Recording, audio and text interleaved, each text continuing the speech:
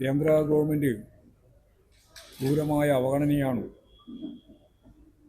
ഇവിടെ ഉണ്ടായ ദുരന്ത ഘട്ടത്തിൽ മുണ്ടക്കൈ ചൂരൽമല ദുരന്തവുമായിട്ട് ബന്ധപ്പെട്ട് 1.5 വർഷമായിട്ടും കാര്യമായ ഒരു സഹായവും കേന്ദ്ര ഗവൺമെൻറ് അനുവദിച്ചില്ല.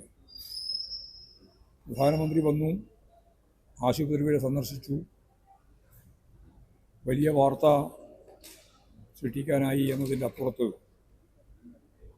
2221 കോടിയുടെ സഹായം ലഭിക്കാൻ അർഹതയുള്ള കാര്യങ്ങൾ വെച്ചുകൊണ്ട് ഗവൺമെൻറ് മെമ്മോറാണ്ടമായി സമർപ്പിച്ചിട്ടും ഒരു നയാ പൈസ അതിൻ്റെ ഭാഗമായിട്ട് നൽകാൻ തയ്യാറായില്ല എന്നുള്ളതാണ് വലിയ ക്രൂരതയുടെ ഒരു ഉദാഹരണമായിട്ട് ചൂണ്ടിക്കാണിക്കാൻ.